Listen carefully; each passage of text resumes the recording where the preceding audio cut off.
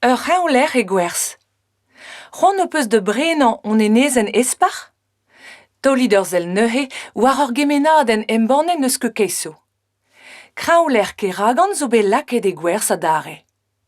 E kichen an orian emañ, war un enezi grochek. War niz eus bezaet un ti anesker eston. Kelc'hiet gant ramparjoù a rumet ebet monument istorel.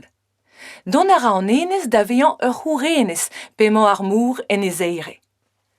Ur gre an tour breizhat a oa bet pec'h warni e 1953, a lakaet e oa bet e gwerzh adare e 1953. A boe en eus klasket pep pec'h neve digas gwelaennoù hag ez a manchou e c'haoler.